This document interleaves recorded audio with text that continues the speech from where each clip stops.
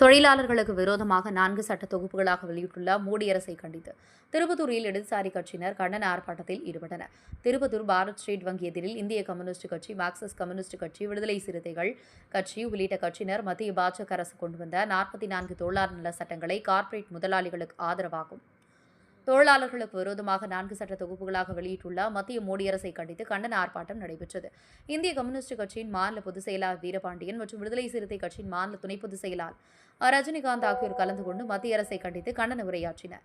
பின்னர் செய்தியாளர்களிடம் பேசிய இந்திய கம்யூனிஸ்ட் கட்சியின் மாநில பொதுச் செயலாளர் பேசுகையில், மத்திய அமைச்சர் அமித் ஷா அவர்கள் நாடாளுமன்றத்தில் திமுக கூட்டணியை துறை தெரிவும் என பேசியுள்ளார். தமிழ்நாட்டு மக்கள் பிஜேபி அங்கம் இருக்கும் கட்சியை துறை தெரிவார்கள் என பேசினார். எங்கள் கட்சி கூட்டணி வலுவாக இருக்கிறது என்று பேசினார்.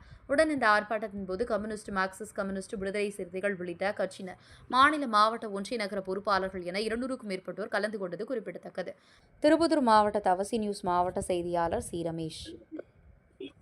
இன்னைக்கு மோடி அரசாங்கம் மாற்றியுள்ளதை கண்டித்துதான் இன்னைக்கு இந்திய நாடு முழுவதும் இருக்கின்ற இடதுசாரி கட்சிகள் பல்வேறு பிரிவுகளில் இன்றைக்கு தொழிலாளர்களாக இல்லாமல் அத்துக்கூலிகளாக ஆக்கக்கூடிய நிலைமையில் மோடி அவர்கள் மார்க்சிஸ்ட் கம்யூனிஸ்டுடைய மாவட்ட செயற்குழு காத்தவர்கள் பேசுமாறு அழைக்கிறேன். தன்னுடைய உத்தரவுக்கு இணங்க நான் உங்கள் முன்னாலே நின்று கொண்டிருக்கிறேன். எல்லோரும் குறிப்பிட்ட பொழுது இடதுசாரிகளும் விடுதலை சிறுத்தைகளும் என்று சொன்னார்கள். அப்படி நாம் பிரித்து சொல்ல வேண்டிய தேவையில்லை. காரணம், விடுதலை சிறுத்தைகளும் இடதுசாரிதான் என்பதை தலைவர் டாக்டர் எழுச்சி தமிழ் அவர்கள் தன்னுடைய செயல்பாட்டின் மூலமாக விடுதலை சிறுத்தைகள் தங்களது நிலைப்பாட்டின் தலைமையில் உலகத்தையே புரட்டி போட்ட அந்த மகத்தான அக்டோபர் புரட்சி இருக்கிறது அல்லவா, லெனினுக்கு மகத்தான சிந்தனை பிறந்தது அல்லவா, அதற்கே காரணம் பிரெஞ்சு புரட்சி. பிரெஞ்சு வீதிகளில், ஜெர்மன் வீதிகளில் உழைக்கிற மக்கள் நடத்திய போராட்டங்கள் தாண்டா காரல் மார்க்ஸ் மேடையில் காரல் மார்க்ஸினுடைய சிந்தனை கதவுகளை விசாலமாக்கியது. மார்க்ஸே சொல்லுவார், புறவழியிலிருந்து பெறப்பட்ட அறிவு இது. உழைக்கிறவர்கள், எளிய மக்கள், நெசவு தொழிலாளர்கள், ஒடுக்கப்பட்ட மக்கள், அவர்களின் போர் களங்களில் இருந்து எனக்கு சிந்தனை.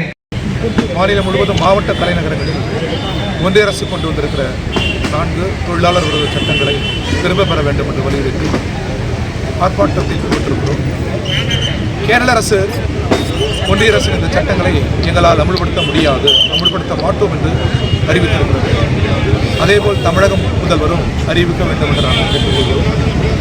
தமிழ்நாடு முழுவதும் தூய்மை பணியாளர்கள் தங்கள் கோரிக்கைகளை முன்னிறுத்தி போராடுகிறார்கள். பல இடங்களில் அவர்கள் தடுத்து நிறுத்தப்பட்டிருக்கிறார்கள். சில இடங்களில் அவர்கள் கைது செய்யப்பட்டிருக்கிறார்கள். சென்னை போன்ற இடங்களில் அனுமதிக்கப்பட்டிருக்கிறார்கள். தமிழக முதல்வரை நாங்கள் கேட்டுக்கொள்வது, உழைக்கிற மக்களா அவர்களின் போராட்டங்களை அனுமதிப்பதா, அரசாங்கத்திற்கோ தேசத்திற்கோ எந்த நெருக்கடியும் ஏற்பட்டதாக வரலாறு இல்லை. ஒரு 300 ஆண்டுகால வரலாற்றை பார்த்தால் உழைக்கிற மக்களால் எந்த விதமான நெருக்கடிக்கும் இந்த நாடு ஆளானதில்லை. கடுமை காட்ட வேண்டும். அது ஜாதி சங்கங்கள், மத சங்கங்களுக்கு அரசு கடுமை காட்டலாமா என்று உழைக்கிற மக்களின் போராட்டங்களை தடுத்து நிறுத்தக்கூடாது. மாறாக அதை ஊக்குவிக்க வேண்டும். அரசியல் சாசனம் அளித்திருக்கிற உரிமை அது. உழைக்கிற மக்களின் போராட்டங்களால் நாடு வலுப்படும், ஜனநாயகம் மேம்படும். அதேபோன்று நெற்பயிர் பாதித்திருக்கிறது. ஒரு ஏக்கருக்கு 35,000 தர வேண்டும் என்று நாங்கள் இடதுசாரிகள் இப்பொழுது ஆர்ப்பாட்டம் நடத்திருக்கிற நாங்கள் அனைவரும் அரசை வலியுறுத்தி கேட்டுக்கொண்டிருக்கிறோம்.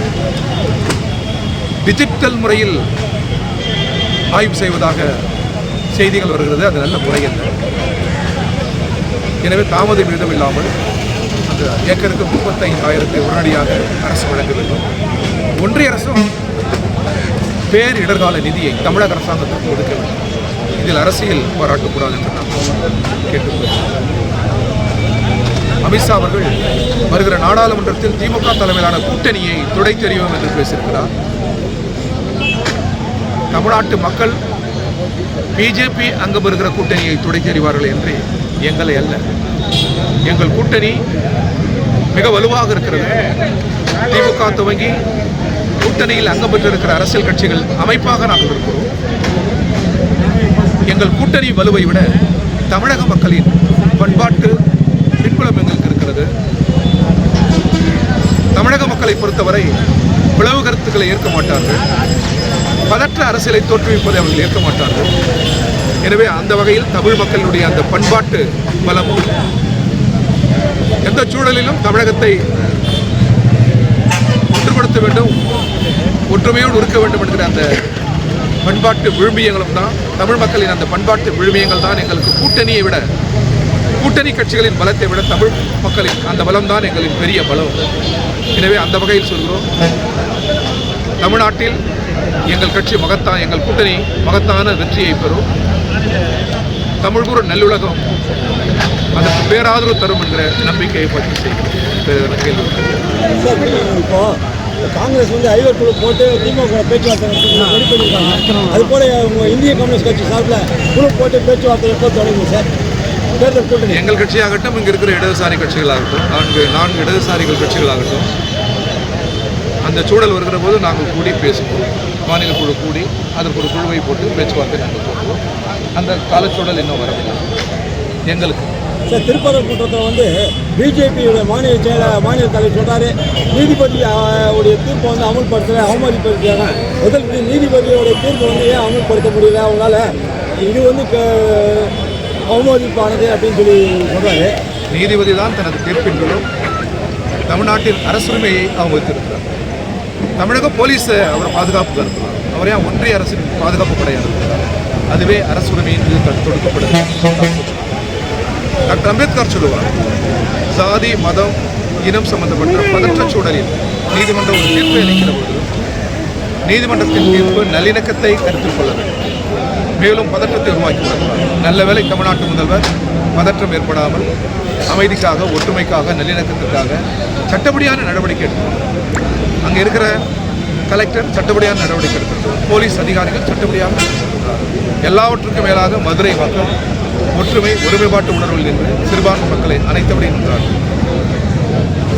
இதெல்லாம் சேர்ந்து ஜிஆர் அவர்கள் நீதியரசர் அவர்கள் நல்ல பாடம். சார், இன்னைக்கு ஜிஆர் சுவாமிநாதன் நீக்கணும் சொல்லி 60 எம்பிக்களுக்கான கையெழுத்து வாங்கிறதுக்கு ரெடி பண்ணியிருக்காங்க. அதில் இந்திய கம்யூனிஸ்டுடைய நிலைப்பாடு என்ன சார்? தார்மீகமாகவே அவர் பதவி எடுத்துள்ளார். நீக்கணும்னு அவசியம். நீதிபதிக்குரிய அந்த இடத்திற்கு அவர் பொருத்தமில்லை என்பதை தார்மீகமாகவே எப்பொழுது முடிவு செய்யப்பட்டது. நன்றி.